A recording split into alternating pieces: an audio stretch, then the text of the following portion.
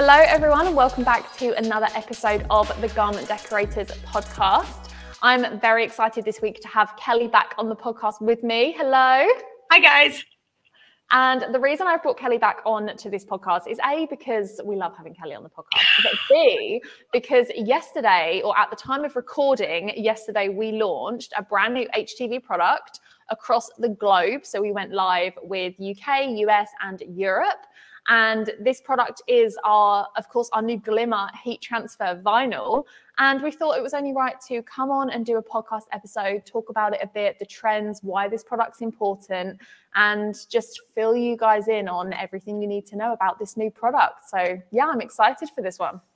I am too. I mean, there's not a lot of times that we talk about materials. Like you and I, we talk a lot about trends, marketing, just kind of like how to get your business out and about in the world, where this one we're actually talking about a product or a transfer and how it can really kind of put people back into the unique status of HTV. We've got texture and dimension that we've been talking about for years, but I am so excited to see this product kind of come back with some glitter or shimmer. It's like a subtle but powerful. I don't even know how to describe That's a good description though. Shimmer. Subtle but powerful. Yeah, because it's like it's got the same like level of sparkle, I would say. Like when you look at it, it's really intense, but it's smooth, and like I'm wearing it now and you wouldn't think like, oh my God, that's glitter. But like when it catches the light, it's got that like sheen and the like water reflection look off of it, if that makes sense. Yeah, I think that's one thing that I love about the product the most is like it's not in your face. And for a lot of people that, you know, they have that hesitation about glitter. They have the hesitation about cutting it and weeding it. The abrasive front of, you know, say glitter flake on any front garment where your arm might slide by it, where this one is extremely smooth. It's not going to be smooth like a gel or a gloss type of material, but the overall texture isn't going to be bumpy. And that's one thing I think is the easiest way. Somebody asked yesterday on our live if it was matte, and I thought that was actually a really good description of it once I started kind of thinking about how to describe this texture. We talked about a glitter dust versus glitter flakes, and then just kind of putting the mentality that it is more of a matte finish. I was like, you know what? I think that's it. I think that's a great way to describe it. So if you are listening to this, Molly is actually, I can see it. She's peeling off the carrier of some Glimmer. I feel so sorry for everyone listening on audio, but I just wanted to give all the viewers a comparison as to how it looks with and without the carrier, because it's so different, isn't it? We've got all the offcuts from the live. Yeah, it really is, though. That's the biggest thing. And we even did a comparison from Glimmer to glitter flake, because of course questions came up yesterday of what's the biggest difference? Can you layer it? How is it to weed? How is it to cut? And those are all very valid questions, especially if you are wanting to either incorporate a glitter material back into your business, or you're wanting to transition and say update from glitter flake to going into Glimmer. And if you are a glitter flake user, there is nothing wrong with still continuing to use glitter flake. And in fact, you could probably mix both of these medias and have a little bit of different texture and dimension in your art. This blue is my favorite. I just look at it. It's beautiful. It really is.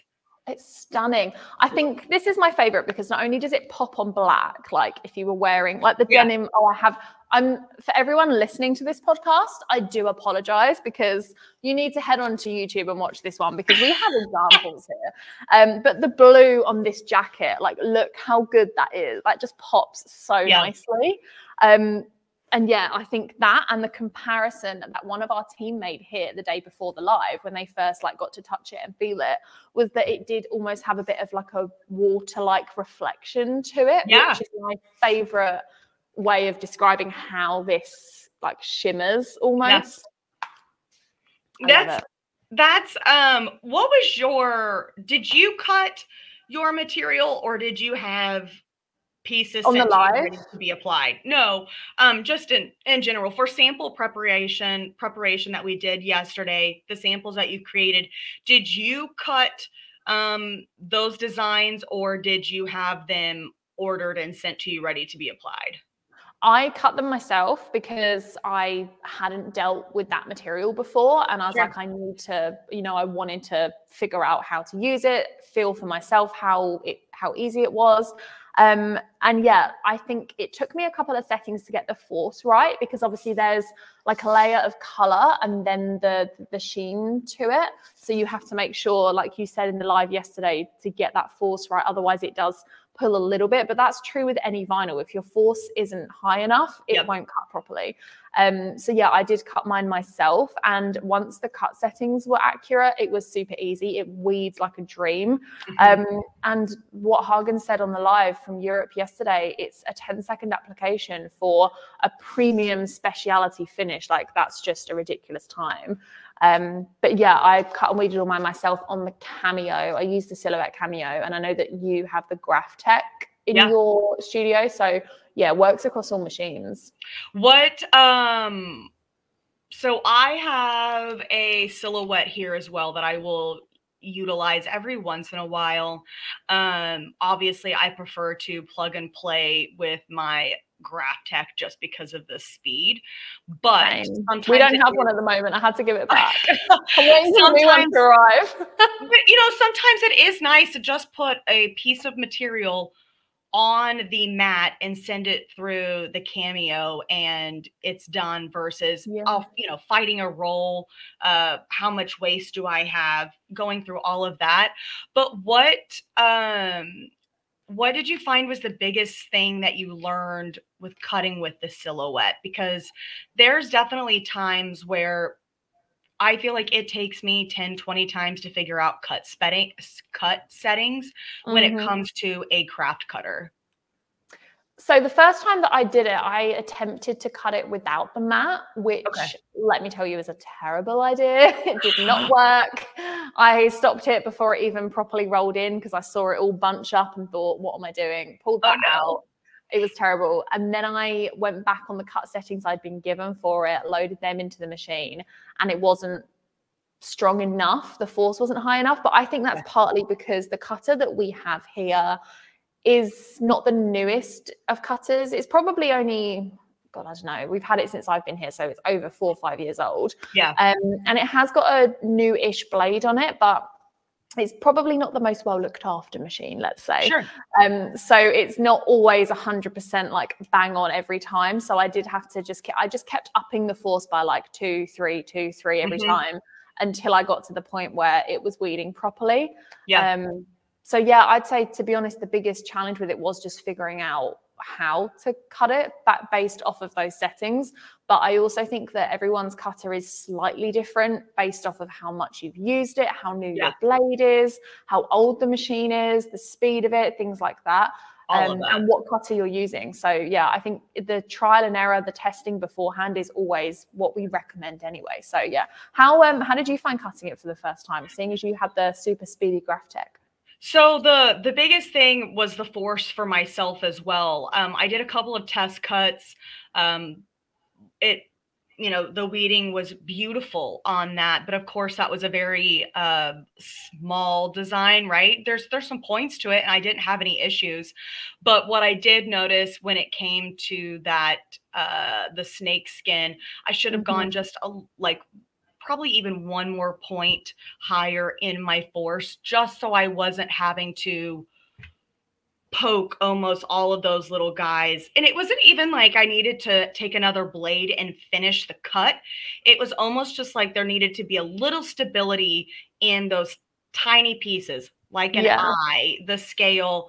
And once I held it down with my weeder, it removed easily. But that, yeah, I found that as well. I held the design I wanted and pulled back, but you're like, yep. you can't do that at volume if you've got all of those designs to do. Yep.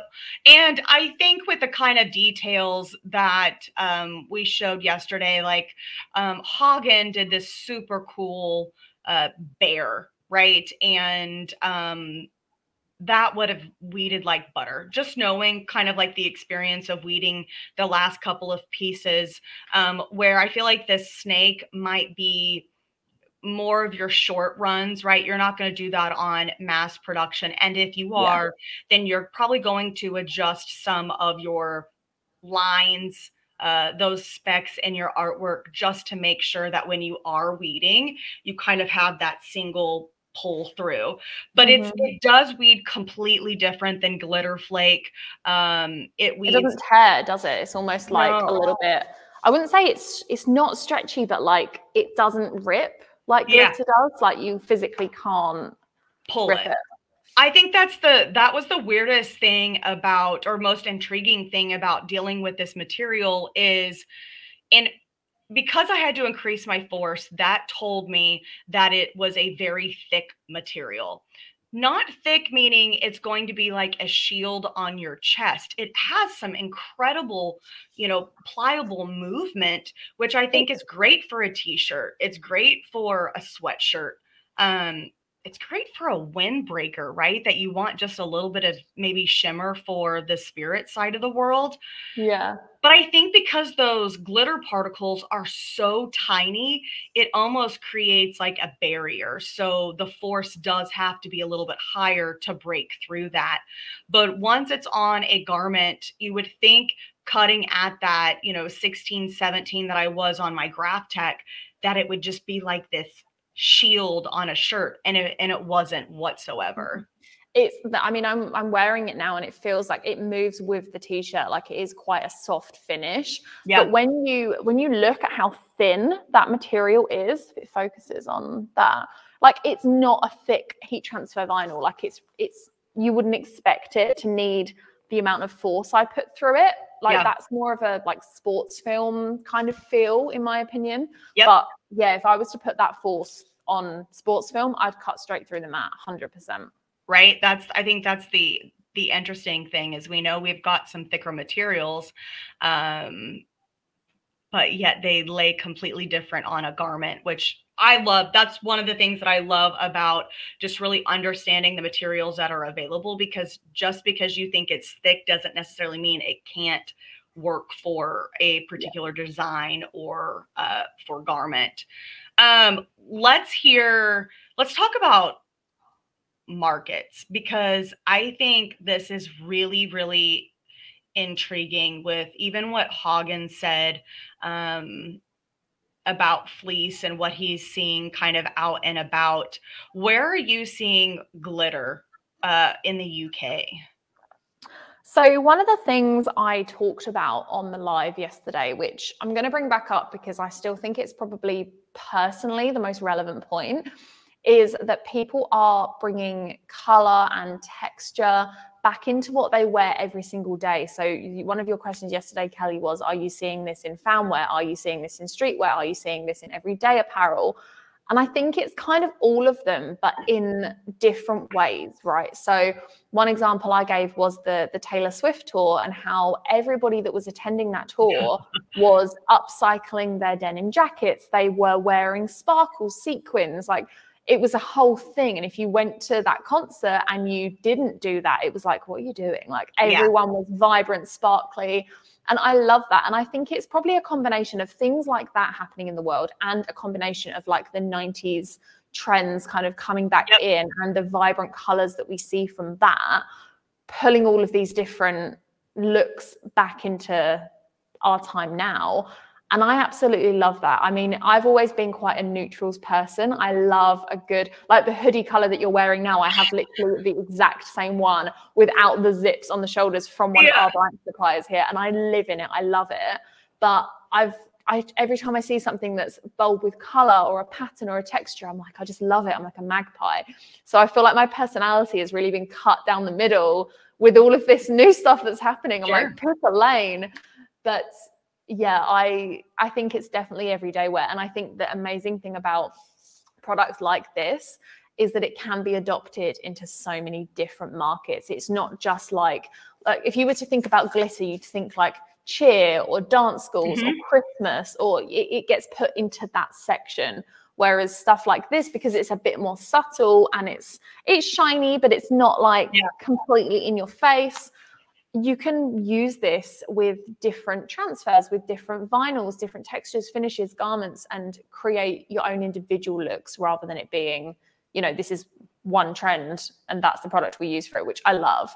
But obviously it's different all over the world. And like Hagen was saying yesterday about seeing it as he was just walking around, looking at people thinking, oh yeah, that's different. Oh, that is kind of new and stuff like that. So yeah, I'm interested to see what happens for like the rest of this year through autumn, winter, and then into spring next year. But yeah, what's happening stateside? What are you seeing from it? So I was trying to think back to the month that I saw it, and I want to say it was very early spring of 2024. And here we are in late September. So it doesn't seem like it was, you know, almost 9-10 months ago, but in reality it was. I have started to see a combination of really more and more mixed media here in the States. That's your favorite word, and I am adopting it. I love it. Mixed media? Yes. Yeah, it really is, because like there's so much that you can do with mixed media, and I know it can be time consuming. I know it can be an additional step, but in the grand scheme of things, when it comes to garments per hour that you can produce, it really is minimal and still very, very profitable to be able to do a mixed media garment. You just have to be aware. You have to find a system. You have to come up with a rhythm. Yeah. But do you guys have Abercrombie and Fitches in the UK? Okay. So I went into Abercrombie and I look over and I see 4 different t-shirts with mixed media. I saw glitter, I saw foil, I saw one that was glitter and foil, and all of these also had a flat print. So whether it was DTG or screen print or direct to film, all of them had an added effect to it. And I about fell out of my shoes because I was so excited to see that. Okay, it's in. I can just imagine you in the store now. I know. And of course, I turned to my daughter, Brecken, and I'm like, what about this? You like this? Mom likes this one. And she's like, no, you know, she just thinks I have absolutely no fashion sense whatsoever. That's fine, child. It's not what I do for a living, but believe well, I mean, kind of.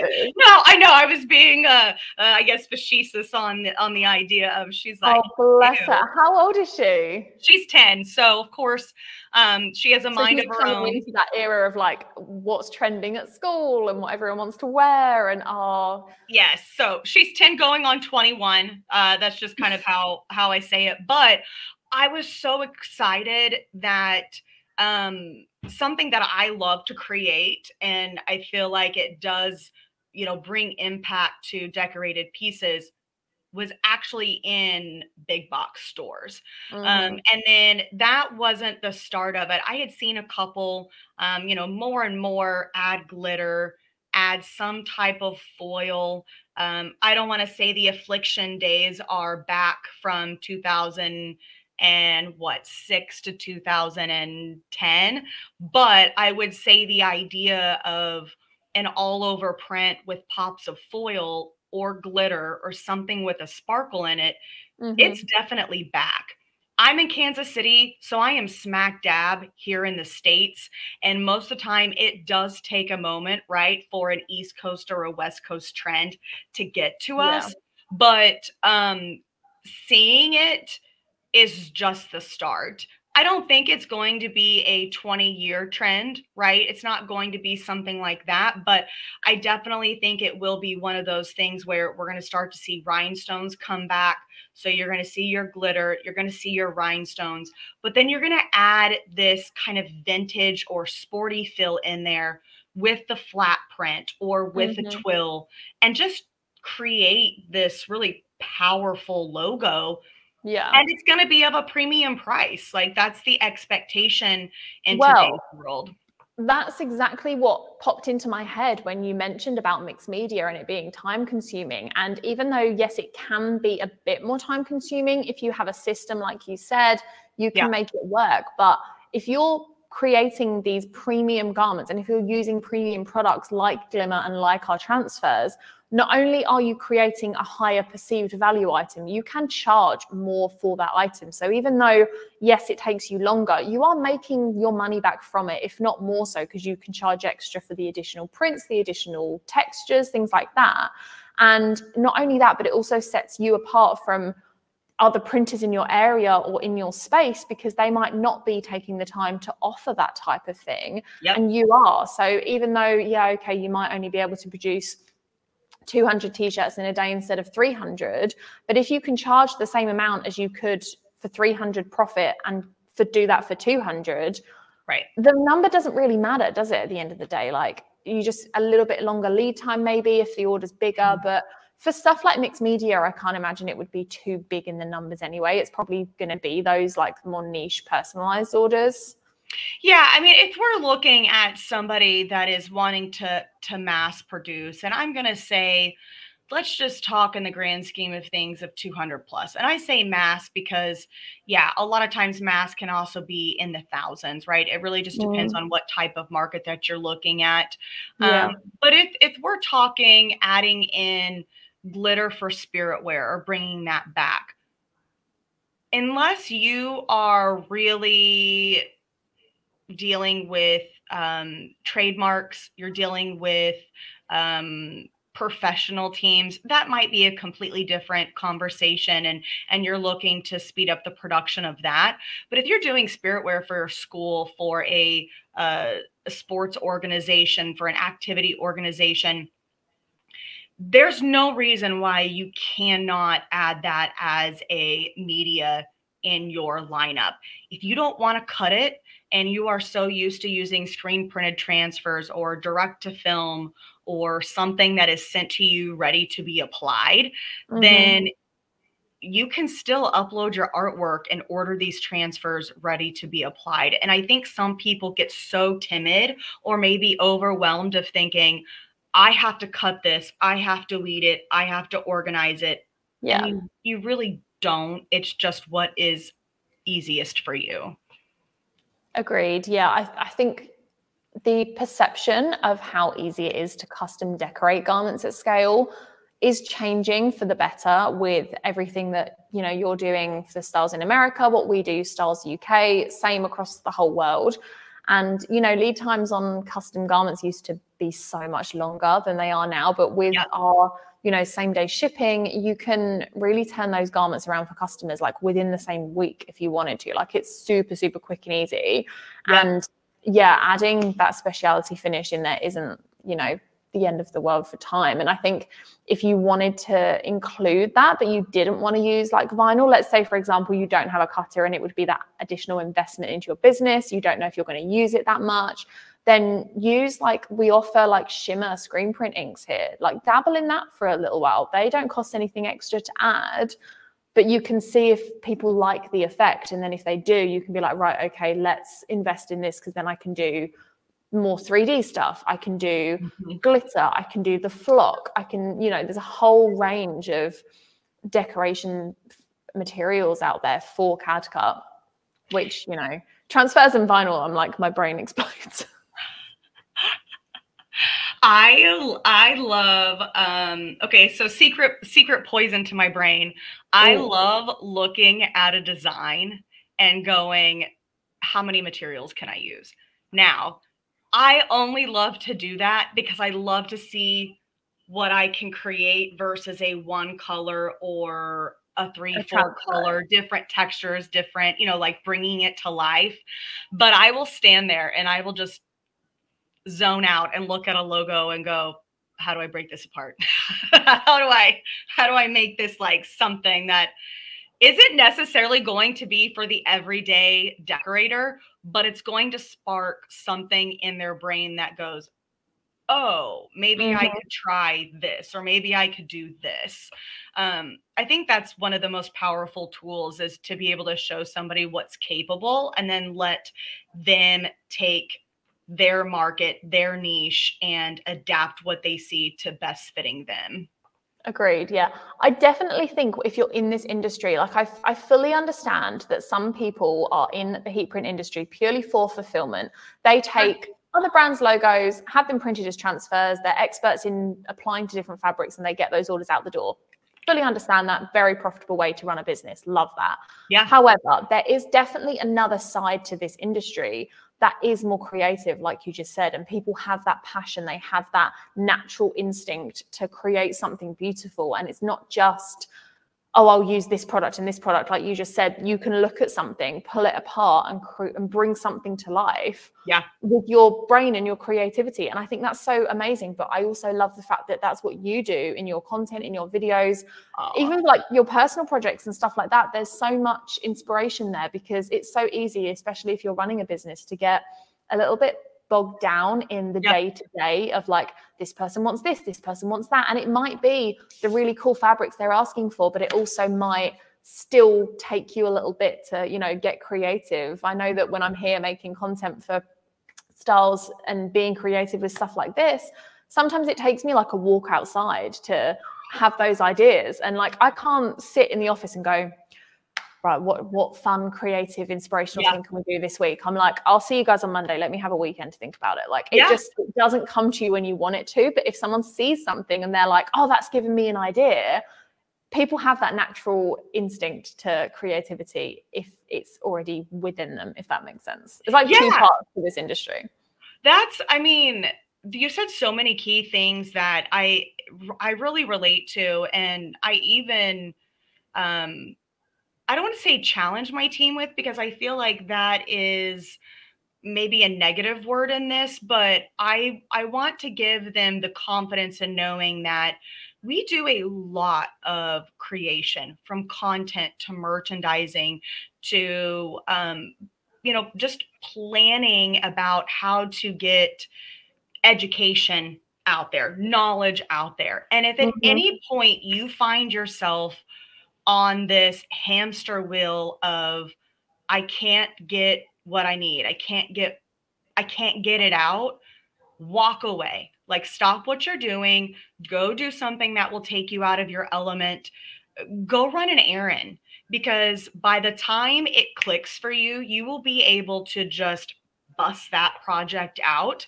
and you'll have this sense of enlightenment versus feeling like you're working on something that you're not necessarily proud of, or you feel like it could have been better, right? Like, go take that moment. If it means walking, you know, around the neighborhood, or like you said, sitting outside. I have about 3 different places in my home that I work in just to get the stimulation of different things that I need.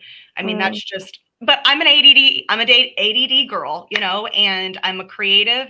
I use both sides of my brain, and sometimes I have to just, you know, pull myself out of life. Yeah, I completely agree with you. It really does take time. And especially, I mean, I do it all the time here. Like, I'll be thinking up new videos for the next couple of months on our like YouTube channel, or like creative reels. And I have found myself before in ruts of just creating the same thing for the sake of creating something. And I look at it and I'm like, that's not, like, even Andy said to me at one point, he was like, that's a really good video, but he went, it's not you. He was like, that's not a Molly video. And I was like, no, you're so right. Like that. I watched it back and I was like, don't like it. That's not going out. But it's so true, isn't it? Like, I think, I can't even remember which one it was. I think I was talking like too profity about something and I wasn't talking with enthusiasm about the product. And it's right, I wasn't enthusiastic about it. I was like, you can sell this. And I'm like, I actually don't care. Whereas a product that I made that I love, I'm like, look how cool this is, guys. And like the difference in how you talk about it is so true. And sometimes it takes me an afternoon, sometimes it takes me a week to think up the idea. But I love the fact of what you've just said there about how you manage your team like that, because as creatives it's so easy to slip into the habit of a checklist. And having someone that understands that creativity can't just be like click your fingers and there it is complete. Like you can't beat that. Like you need that in a team, and I think it's just priceless to have someone that understands that. So yeah, we all know that we have a great team here at Stahls, but the more we talk and the more we do this, the more I'm just like, oh, this is so amazing. Yeah, I know. I'm the same way. And you just said something that I was like, that's it. That's exactly what we should challenge our decorators was like, if you, God, what did you just say? It's going to be, you said something about seeing an artwork or like, I could do it better, or how could I do it differently? Like I did it, but how could I do it differently? And I think that's something that decorators need to be challenged with on this Glimmer product, is because what is one thing that you could take out of the artwork that you just created and maybe change it to this or a sparkle, or it doesn't have to be the whole thing. It doesn't have to be like somebody threw up glitter on a shirt. You know, sometimes the subtle moments are things that just really have an impact. Yeah. What was I thinking about the other day? This design right here that I did on the live yesterday, the Halloween, the pumpkin. After the live was looking at this. Did I say this in the live? I honestly can't remember, but I said to Andy afterwards, I was like, how cool would this be combined with glow? And then when you go like trick-or-treating or whatever, the glimmer sort of, you'd still see it because it would reflect off like the lights and stuff, but the glow would like come out and say something else or like highlight a different area, and just cool things like that you can do. I'm definitely going to wear this on Halloween. What size is it? It's medium. Perfect. There you go. I'm going to have to put something else on it though. It can't just stay like that. We're going to have to chuck some more textures on here. What do you see when you look at this? What does your brain do? What do you think? Well, there's a lot of things. I think you could do like a little ghost around the pumpkin, like in front of it. I know we can't layer on glimmer, but I'm wondering if, because you have a ton of garment show through, if it would just be like okay. In like here. Yeah, it's not going to be obviously a shirt that's going to withstand the 50 washes and dries, but I'd be curious if there was like a little ghost that you did in the glow, right? That way, that's the only thing that was popping in the dark. And then I would definitely add like some type of outline around spooky season, but I mean, around here. Yeah, I mean, you know, for that color pop, but that's just, go to the back, man. Deck the back out. I'm going to do it. I'm going to do a before and after reel, and we'll do that for sure. Yeah, but just stuff like that. And you just said the 50+ washes. If it's something for like a Halloween season, it doesn't always matter. If you're going to wear it for like one night and probably wash it a handful of times over like a year, then, you know, you can be a bit more, if it's a personal project, you can be more creative. I do want to touch on the colors before we end the podcast, because I want to make sure that everybody that listens to this knows exactly what we've got going on for Glimmer. So there are 8 different colors available in this new product. I have got some of them here to showcase. Some of them are big rolls, so you have to bear with me. We've got the blue, which I've been referencing throughout this whole podcast. Definitely my favorite. I'm just going to be using this all the time. I love it. We have got the silver, which I am wearing on my t-shirt, which were probably a really good comparison to like the different, I'm trying to do it so it doesn't reflect in the light, but like it's kind of darker on the material than it is when you peel it after it's been fused. So love that one. We've got orange, which again for Halloween is going to be super cool. I did want to do that one in orange, but I reached for the green I saw it glow and thought, just need that. We've got this burgundy color, which I love. Very, very nice. Yes, that's a beautiful color. It really is. Yeah, it's lovely. And I like when if you hold it up to the light, you can kind of see the different, like the rainbow effect that goes through it, which is super cool. We've got pink, obviously. Excuse the dodgy cut. That was my testing yesterday. What have I missed? 1, 2, 3, 4, 5. We're missing some. Oh, we've got lavender or the lilac. Yep, there we we've go. got In this the line. one. This is massive. We've got the lilac one. We've got the green that I just showed. Love that And one. where is it? Cherry red. Did you already show that one? Here she is. Haha. That's cherry red. She's a fresh meter. Love that. Yeah, you can really see the like rainbow effect in that. Mm-hmm. Amazing. So yeah, for everyone watching on YouTube, you can see that. For everyone listening, go back and watch it. What's your favorite color, Kelly? Put you on the spot. You got to pick one. Ooh. I think I'm internally fighting between the cherry red and the orange. I think the green is beautiful, but we did a mannequin with the orange, and there was just something about it that just looked beautiful. The cherry red, I love how poppy it is, like Poppy versus kind of like a ruby. So that was just a different and unique red to see that I feel like we don't normally see in vinyls. Agreed. You know? Yeah. But I'm itching for a black. She's itching for the orange. Oh, I'm itching for a black. I'm itching for a royal, a Kelly green, and I would love to see a so satisfying, like a butter, an ivory. You know, like I just those are the colors I'm like, oh. it needs to be almost like a natural color, doesn't it, to go like on the sweatshirt you're wearing, or like those more muted tones. 100%. I think black would be amazing to combine with like the orange and the green for seasonal products. The red is 100% going to be a Christmas product. Like I'm already fighting ideas in my head of what I can do with that. And black and neutral together would be right. cool. Yeah. I know. I'm like, that's what I would love to see, just knowing how colors of garments. I'm a sucker for Kelly green and royal anyway, so naturally I'm like, what do they look like? But you know, those are the colors I'd love to see. I can't get over how good these look in the camera. Like you can really see that sheen. Oh, just love it so much. Amazing new product. Everyone needs to go and try Glimmer. What else? Is there anything else for us to cover today? I feel like we've covered trends. We've covered the cutting, the application, the colors. The only other thing that I would say is this is a product that still cannot be layered on top of. So for those of you that do like to do mixed media, or maybe you just like to do a variety of colors in vinyl, you cannot put another product on top of Glimmer. However, you could put Glimmer on top of a product that could be layered.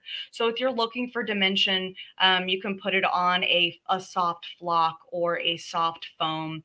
You could layer it on top of, ours is called Ultra Weed. I'm not sure what you guys call it there in the UK, but something thin, go for it. That would be our sports film, but we do have it sports film / Ultra Weed. So if people would search that, they would also find it. But like the basic, like everyday.